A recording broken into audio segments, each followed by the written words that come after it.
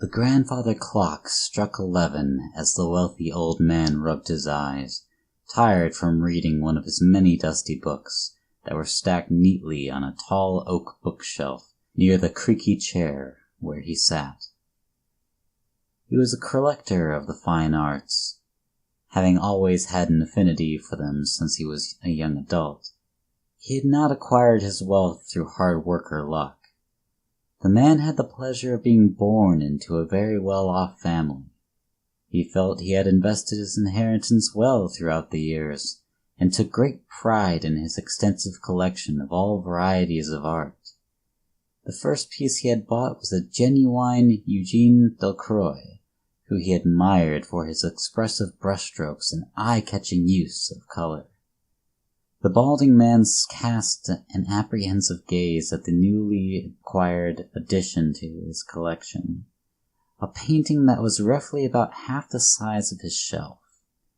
There were many mysteries surrounding the painting, such as the fact that it was by an unknown painter, or the fact that every previous owner of the painting had been robbed blind, the painting disappearing for months at a time before inexplicably appearing once again in a different gallery.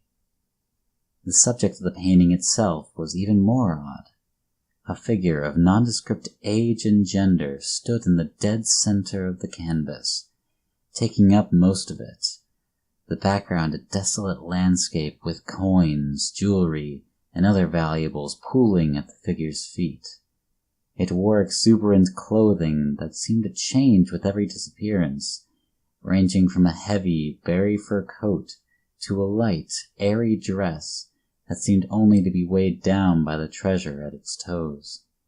Some speculated they were similar but different versions of the same painting, but testing revealed that every painting was completed at the same date, debunking the theory. When the perplexing painting appeared in a local gallery that the old man frequented, he knew he had to add it to his collection.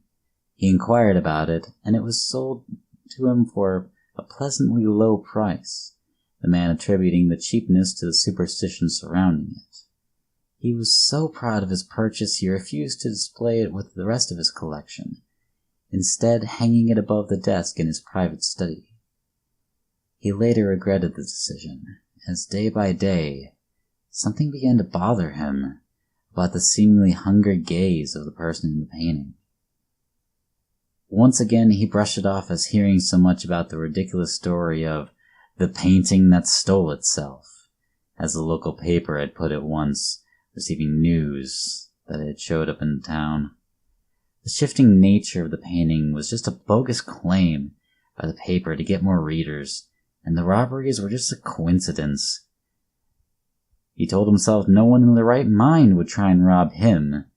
His home, although not the dead center of the city, was still close enough to other houses where it would be almost impossible for them not to notice that something was wrong. With this reassuring thought in his mind, the old man retired himself to bed. He was slowly awoke by the clicking footsteps of heels on the dark hardwood floor. Slowly opening his gray eyes, he searched around the room for the source of the noise. It was too dark to see anything. He groped blindly in the dark until he found the matchbox he kept on the bedside table. Striking a match, the yellow glow of fire lightened the room, showing no signs of an intruder. He picked up a white candle, lighting it and quickly blowing out the match before the flame could reach his fingertip. Standing from his lush bed, the floor creaked obnoxiously, evicting a short yelp from the man before he grit his mouth shut. Paranoid that whatever might be in his house had heard him. As tempted as he was to blow out the candle and go back to bed, sleepless, he was determined to prove himself that the seemingly cursed painting was just a childish superstition and nothing more. As he turned to his desk, he realized how wrong he was. In the place where the painting had previously hung was nothing but an empty space, and a small hole where the nail had been, as if the painting was forcibly removed from it. He gasped in horror as he heard the floor creak behind him.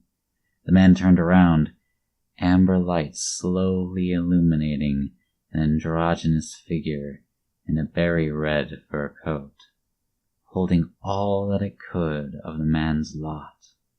It chuckled, satisfied with its work. As the man's candle was extinguished, the figure receded into the darkness of the old man's now empty home.